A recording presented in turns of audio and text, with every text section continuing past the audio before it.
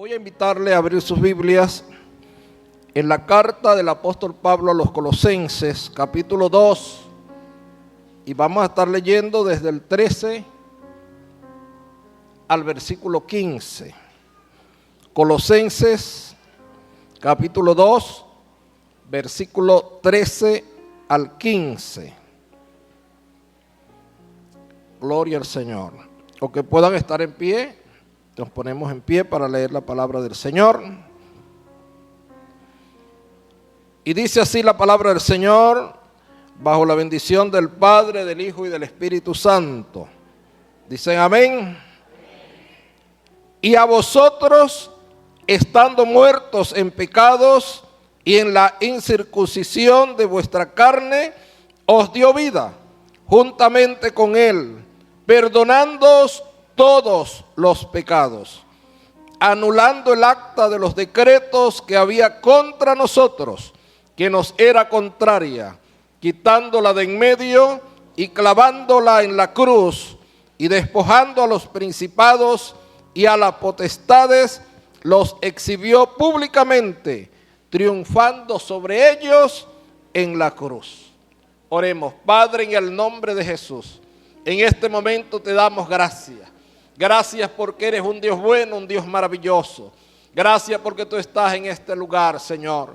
Gracias porque tú te paseas, Señor, en este lugar, Padre. Permite que a medida que prediquemos tu palabra, Señor, oh Dios, tú puedas obrar señales y prodigios, sanidades, Señor, en medio nuestro.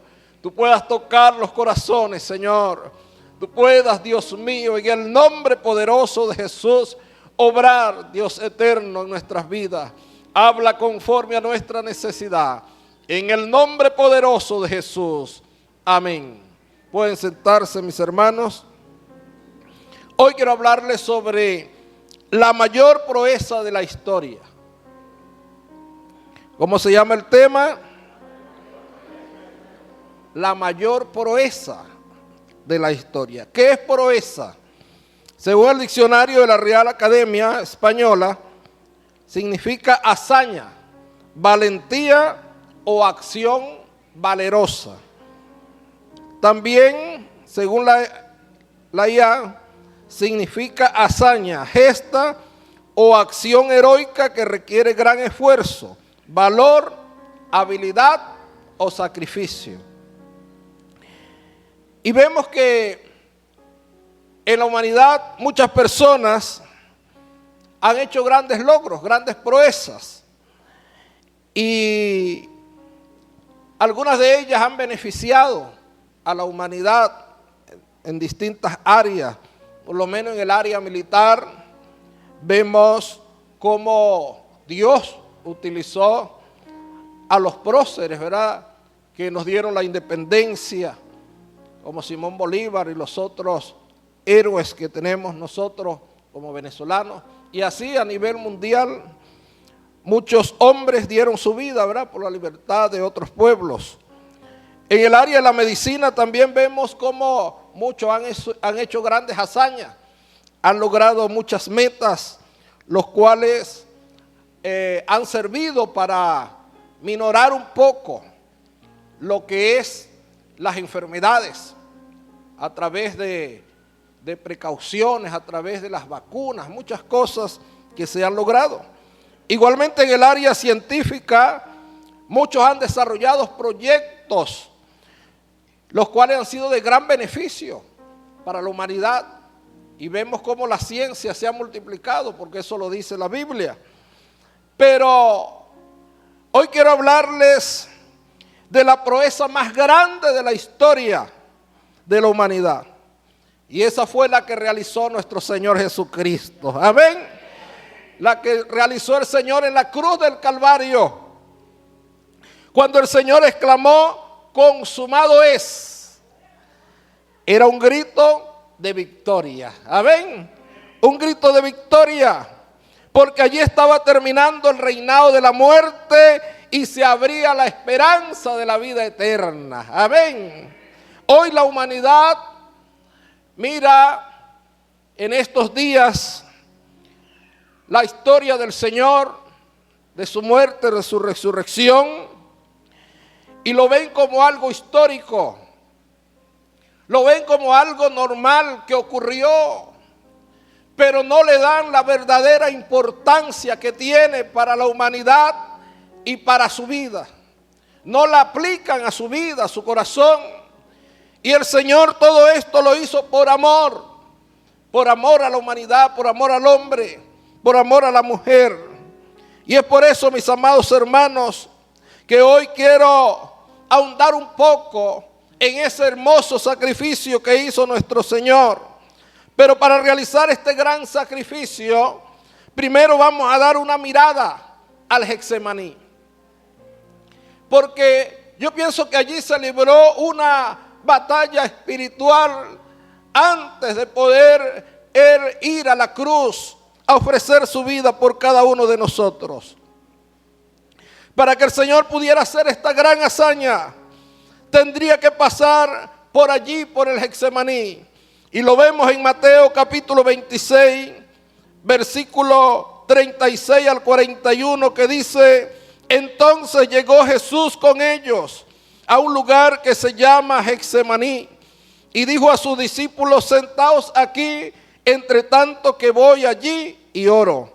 Y tomando a Pedro y a los dos hijos de Zebedeo, comenzó a entristecerse y a angustiarse en gran manera. Entonces Jesús le dijo: mi alma está muy triste hasta la muerte. Quedaos aquí y velad conmigo. Y yendo un poco adelante, se postró sobre su rostro orando y diciendo: Padre mío, si es posible, pasa de mí esta copa, pero no sea como yo quiero, sino como tú, Señor. Vino luego a sus discípulos y los halló durmiendo. Y dijo a Pedro: ¿así que no habéis podido velar conmigo una hora? Velad y orad, para que no entréis en tentación. El espíritu, a la verdad, está dispuesto, pero la carne es débil. En esa parte, mis amados hermanos, donde el Señor entra allí, a ese lugar llamado Getsemaní, y Getsemaní era un huerto que estaba al pie del monte de los olivos, y significa lagar de olivos o prensa de aceite. Era un lugar donde antes a lo mejor existía allí un lugar donde prensaban esas aceitunas para sacar el aceite.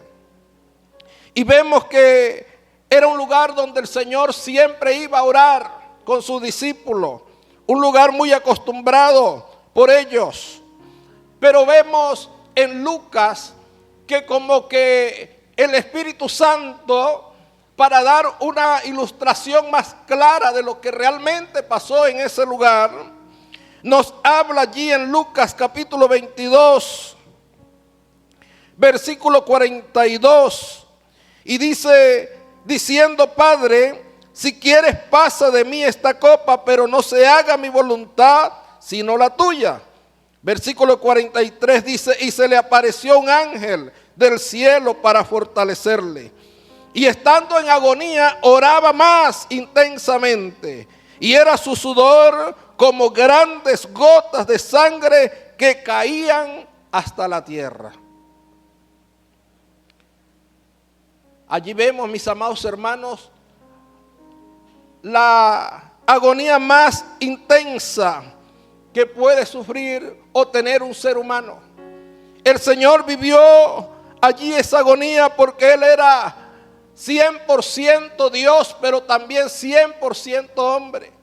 Pasó en ese momento, Él sabía que iba a enfrentarse a una situación muy difícil en su vida.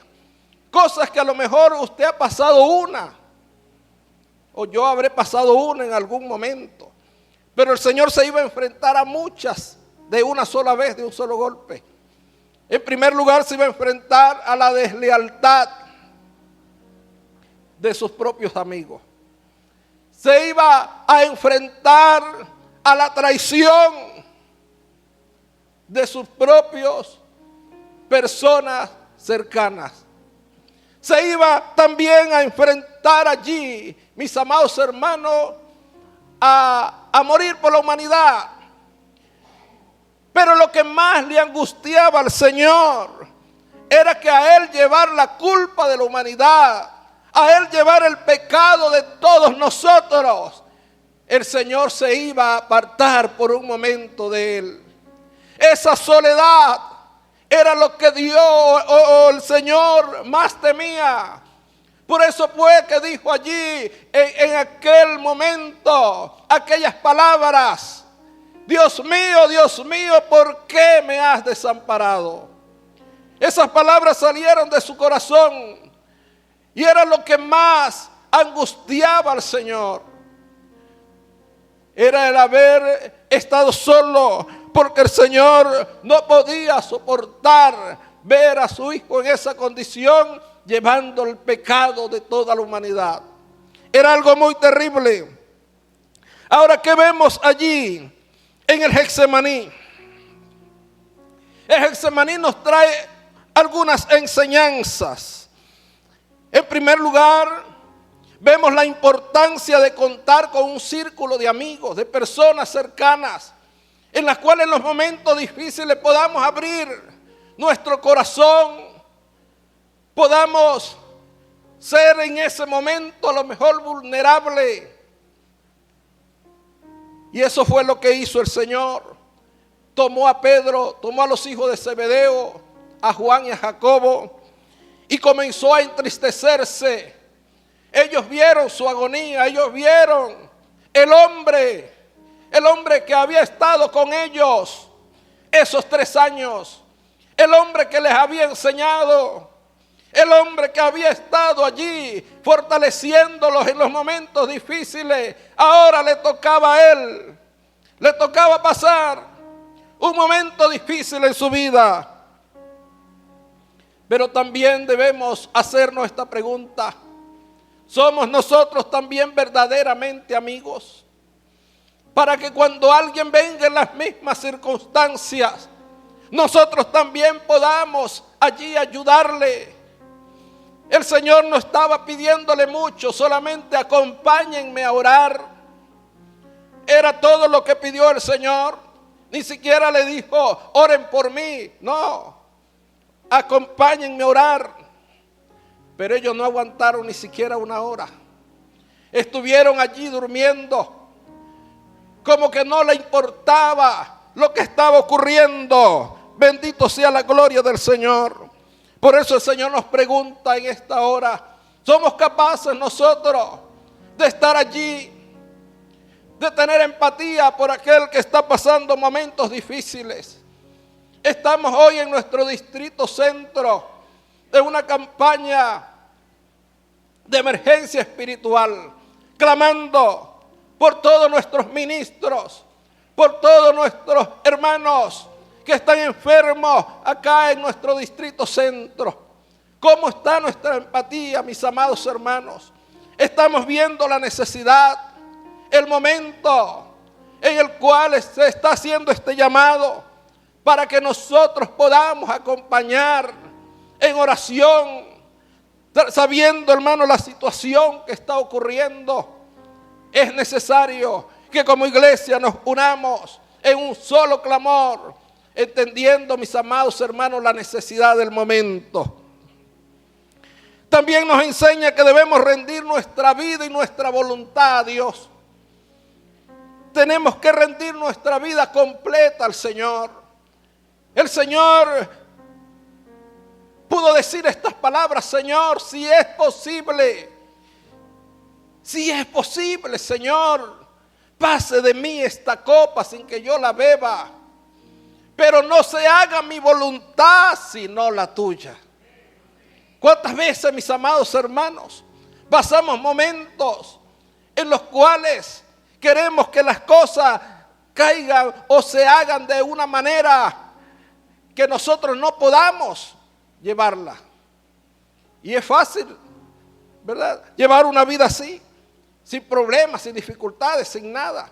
Pero a veces el Señor permite que pasemos por esos momentos, Porque el Señor quiere que nosotros rindamos nuestra voluntad a Dios. Y cuando nosotros nos abrimos y decimos, Señor, hágase tu voluntad. Hágase tu voluntad en mi vida. No importa que yo pase esta situación. Lo importante es que tú cumplas el propósito en mi vida. Amén. En ese momento, hermano, usted va a sentir, aleluya, que Dios va a tomar el control de todas las cosas. Mientras usted no le deje al Señor que Él actúe, que se haga conforme a su voluntad. Porque a veces queremos que sea como nosotros queramos y no es así. También entendemos allí que la oración profunda es la única salida para obtener la victoria de la tentación. Por eso el Señor fue allí a orar a ese lugar y le aconsejó a sus discípulos: orad y velad para que no entréis en tentación. El espíritu a la verdad está dispuesto, pero la carne es débil. Por eso es que no podemos confiarnos en la carne. Tenemos que confiarnos en el Señor. Bendito sea el Señor para siempre. También entendemos que Dios siempre estará en las situaciones más difíciles de nuestras vidas para fortalecernos. Él estaba viendo al Señor allí pasando esa dificultad, el Padre. Y dice la Biblia que le envió un ángel para fortalecerlo. Qué hermoso. El Señor siempre tiene cuidado de nosotros. El Señor siempre tiene cuidado de nosotros.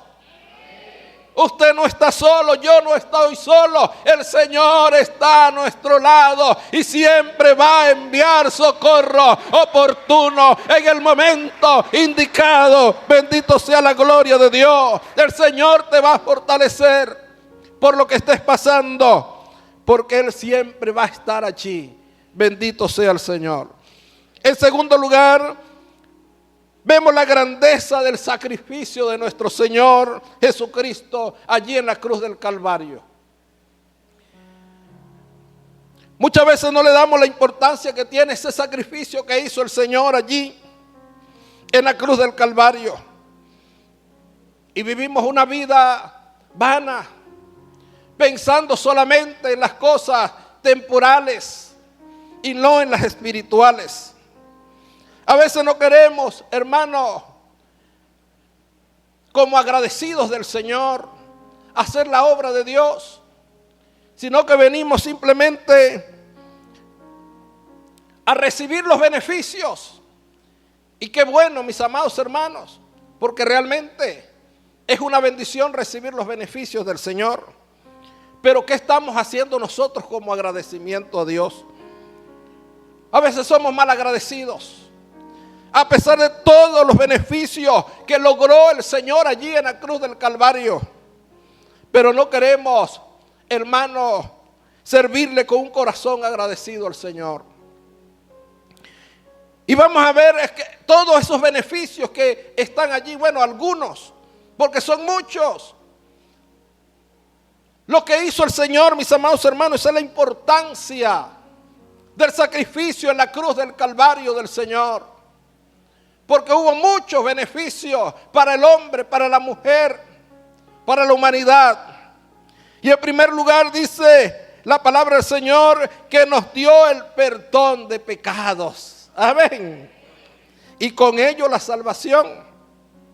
En donde leímos Colosenses capítulo 2 versículo 13 dice: y a vosotros, estando muertos en pecados y en la incircuncisión de vuestra carne, os dio vida juntamente con Él, perdonando todos los pecados. Él no perdonó solamente algunos, perdonó todos los pecados de la humanidad. Todo lo llevó allí en la cruz. Por eso el Señor apartó su mirada, porque Él no podía soportar ver todo el pecado de la humanidad cargada sobre su Hijo. Por eso fue que Él sintió que el Señor se apartó por un instante. Y eso lo sintió el Señor porque Él tenía una relación directa con su Padre. Bendito sea el Señor. Y Él llevó todos nuestros pecados. Pero también en 2 de Timoteo 1:9 dice, quien nos salvó y también nos llamó con llamamiento santo, no conforme a nuestras obras, según el propósito suyo y la gracia que nos fue dada en Cristo Jesús antes de los tiempos de los siglos. Entonces el Señor, mis amados hermanos, nos salvó, no porque lo merecíamos, nos salvó por su amor, por su misericordia. Como dice Tito 3:5, nos salvó no por obras de justicia que nosotros hubiésemos hecho, sino por su misericordia, por el lavamiento de la regeneración y por el poder del Espíritu Santo, o la renovación en el Espíritu Santo. Amén. Gloria al Señor. Qué hermoso, hermano, es sentirse salvo. Qué hermoso es sentirse perdonado. ¿Cuántos se sienten perdonados? Y tenemos que creer lo que es así, hermano. Que el Señor perdonó nuestros pecados, que nos limpió con su sangre, porque eso realmente es lo que nos da la garantía de la salvación. Lo que nos da la garantía es que Él llevó todos nuestros pecados en la cruz del Calvario. En segundo lugar, vemos que Él anuló el acta de los decretos que era contraria. ¿Qué le parece? Colosenses 2:14 dice, anulando el acta de los decretos que había contra nosotros y que nos era contraria, quitándola de en medio y clavándola en la cruz. Eso es algo muy importante que lo entendamos. Esa acta alude al reconocimiento escrito de una deuda. Contenía la sentencia de culpabilidad del hombre. Es como cuando usted entrega un cheque allí en blanco, ¿verdad?, a alguien. Y él puede escribir lo que sea allí en ese cheque, pero usted le está dando ese cheque, pero después usted tiene que pagar ese cheque. Eso fue lo que hizo Adán allá y Eva. Le dieron ese cheque en blanco ahí a Satanás, que el Señor lo reprenda. Y él tenía el derecho, ¿verdad?, de esclavizarlos. Esa acta de culpabilidad, porque la palabra del Señor dice que la paga del pecado es la muerte. Y esa deuda era impagable. No era una deuda cualquiera. Era una deuda que tenía que ser pagada con muerte. Era la única forma. Por eso es, mis amados hermanos, que cuando el Señor allí en la cruz, una de sus palabras finales que dijo fue tetelestai. Tetelestai, que significa consumado es. Ahora, cuando él dijo consumado es, usted sabe lo que dijo el Señor. Él dijo, ya la deuda fue pagada en su totalidad. Dele un aplauso al Señor, hermano. Ya nuestra deuda fue pagada por el Señor. Y no fue pagada, hermano, por una sola parte, no, en su totalidad completa. Ahora, cuando usted paga una deuda, ¿qué sucede? Cuando usted paga, por decir algo, su apartamento, su casa, ¿qué debe buscar usted? Algo que se conoce como la liberación de la hipoteca. Ese documento es muy importante porque eso es lo que le da credibilidad a usted de que usted pagó. ¿Verdad? Por eso fue que el Señor buscó esa acta. Él la buscó. Y para que todos supieran que había sido paga, la clavó en la cruz del Calvario. Con toda gloria al Señor. Y cada vez que Satanás y los demonios ven esa cruz allí y esa acta allí, dice, ya fue pagado el precio de la humanidad por el pecado. Y por eso nosotros tenemos entrada libre a la presencia del Señor. Ya fue pagado, mis amados hermanos. Ya fue pagado. Y por eso allí está el acta. Nos era contraria. Teníamos una deuda grande, pero por la misericordia de Dios y por ese amor tan grande que Él se ofreció para llevarla por nosotros. En tercer lugar, vemos que Él despojó a los principados y potestades. Colosenses 2:15 dice: y despojando a los principados y a la potestad los exhibió públicamente, triunfando sobre ellos en la cruz. ¿Qué le quitó el Señor? Le quitó la autoridad que ellos tenían sobre la humanidad. Y dice la Biblia que se la entregó a la iglesia. ¿Cuántos dan gloria a Dios? Dice la Biblia que la iglesia está sentada con Cristo en lugares celestiales. Y debajo de nuestros pies están todas potestades, principados. Dice que la iglesia está por encima porque Dios se la entregó a la iglesia. Y Él tomó toda la autoridad. Por eso el Señor dice allí en Mateo capítulo 28, 19: toda potestad me es dada en el cielo y en la tierra. Por tanto, id y haced discípulos. ¿Cuántos dan gloria al Señor? Él le quitó la potestad al enemigo de esclavizar a la humanidad. Por eso es, mis amados hermanos, que cuando nosotros vamos y predicamos la palabra, el Señor hace una obra de transformación en las vidas. Por eso es que las vidas, aleluya, pueden recibir a Cristo. Porque ya el Señor, mis amados hermanos, despojó a las tinieblas esa autoridad. Por eso es que cuando oramos, hermanos, Dios hace grandes cosas.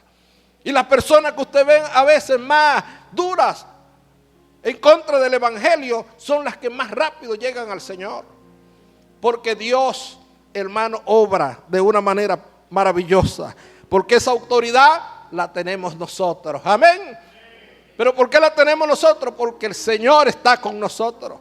Porque el Espíritu Santo está en usted y en mí. Amén. Y tenemos esa autoridad del Señor. Dice que lo despojó. También despojó a la muerte del señorío sobre el hombre. Por eso el apóstol Pablo dice: ¿dónde está, oh muerte, tu aguijón? ¿Y dónde, oh sepulcro, tu victoria? Ya que el aguijón de la muerte es el pecado y el poder del pecado la ley, más gracias sean dadas a Dios, que nos da la victoria por medio de nuestro Señor Jesucristo. Nos da la victoria, mis amados hermanos. Entonces, ya la muerte no es un problema. Por eso es que los creyentes en el Señor sabemos que la muerte es el vehículo que nos lleva al cielo. La muerte ya no es un problema para el creyente en el Señor. ¿Por qué? Porque dice la Biblia que es sorbida en victoria. Bendito sea la gloria de Dios. Pero también ese sacrificio del Señor nos da sanidad. Diga sanidad. Isaías 53 del 4 al 5 dice: ciertamente llevó Él nuestras enfermedades y sufrió nuestros dolores. Y nosotros le tuvimos por azotado, por herido de Dios y abatido. Mas Él herido fue por nuestras rebeliones, molido por nuestros pecados. El castigo de nuestra paz fue sobre Él. Y por su llaga fuimos nosotros curados. ¿Cuántos creen eso, hermano? Pero tiene que creerlo de corazón. El Señor llevó nuestras enfermedades en la cruz del Calvario. Pero eso no significa que no vamos a sufrir acá en la tierra de enfermedades. Sí, la palabra del Señor dice: en el mundo tendréis aflicción, pero confiad, yo he vencido al mundo. Hermano, va a llegar momentos de enfermedades.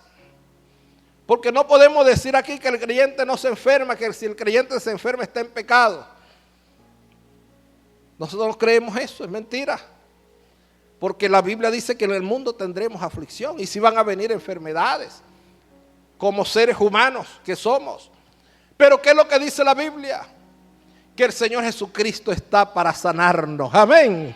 Y cuando clamamos a Él nos sana, conforme a su voluntad. Porque el apóstol Pablo, siendo el apóstol Pablo, tenía una enfermedad y él lo llamaba un aguijón en la carne. Y dice, 3 veces le pedí al Señor que lo quitara, pero el Señor me dijo, bástate mi gracia, porque mi poder se perfecciona en la debilidad. Quiere decir, hermanos, que hay cosas que el Señor a veces nos las deja allí, pero Él sabe por qué las deja allí. Pero hay otras que nos va a quitar, hay otras que nos va a sanar. Diga amén. Porque según su voluntad. Tampoco podemos decir, no, Señor, lo que pasa es que tú quieres que yo esté así. No, el Señor quiere que estemos bien, que estemos sanos. Pero Dios va a obrar conforme a su voluntad en nuestras vidas. Pero de que el Señor sana, sana, hermano. Yo he visto sanidades grandiosas, no solamente en mi vida, en la vida de mis hijos, de mi familia, en la vida de hermanos. Hermano, estamos cansados de ver, oye, cómo Dios obra sanidad divina. Porque eso fue un beneficio del Señor en la cruz. Un beneficio del Señor. Pero también nos dio vida eterna. Oye, hermano, usted sabe lo grandioso que es eso. El Señor nos dio vida eterna. En Juan 3:16 dice, porque de tal manera amó Dios al mundo que dio a su Hijo unigénito, para que todo aquel que en Él crea no se pierda, sino que tenga vida eterna. Así que todo aquel que cree en Cristo Jesús tiene vida eterna. Porque el asunto no es que el Señor haya pagado el precio. El asunto no es que Dios haya puesto ya todos estos beneficios que nos ha dado a nosotros y a la humanidad. El asunto está en recibirlo. Porque si usted no recibe ese beneficio, es algo que está allí. Usted tiene que apropiarse de él. Y la única forma de usted apropiarse de eso, de ese hermoso beneficio que nos da el Señor por aquel sacrificio hermoso que hizo en la cruz del Calvario, es apropiándonos de Él y creer. Y usted dirá, bueno, pero ya yo soy evangélico, ¿por qué voy a creer? Claro que sí, más todavía. Porque la Biblia dice que somos creyentes. Y para usted obtener los beneficios del Señor, tiene que creer que es así. Si usted no cree que el Señor sana, usted no va a ser sano. ¿Por qué? Porque no cree, es incrédulo. Usted tiene que creer que el Señor sana. Usted tiene que creer que usted tiene la autoridad de Dios, porque el Señor despojó a todos esos principados y se le dio esa autoridad a la iglesia. Entonces tenemos la autoridad del Señor. Tenemos los beneficios de Dios. Ese decreto, ¿verdad? O acta de decreto fue clavada allí en la cruz. Ya el Señor pagó por nosotros. ¿Qué tenemos que hacer nosotros? Serle fiel a Dios. ¿Qué tenemos que hacer nosotros? Estar agradecidos de lo que Dios nos ha dado. Romanos 6:23 dice, porque la paga del pecado es muerte, mas la dádiva de Dios es vida eterna. ¿Cuántos tienen vida eterna? Gloria al Señor. Tenemos vida eterna. Pero aquel que que rehúsa creer en Cristo, dice la Biblia que no tendrá la vida, sino que la ira de Dios está sobre él. Así que tenemos que entender esto.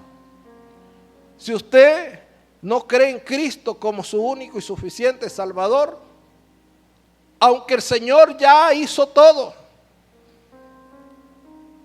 aunque el Señor ya pagó todo, pero usted no es acreedor de eso, porque necesita recibir a Cristo como su Señor y Salvador. Y necesita creer en Él y creer en ese sacrificio y ser agradecido. Amén. Gloria al Señor. Ese es el acto de amor más grande que hizo el Señor. Así que por favor póngase en pie, vamos a orar. Vamos a orar. Y vamos a decirle, Señor, gracias. Estamos hoy celebrando la cena del Señor.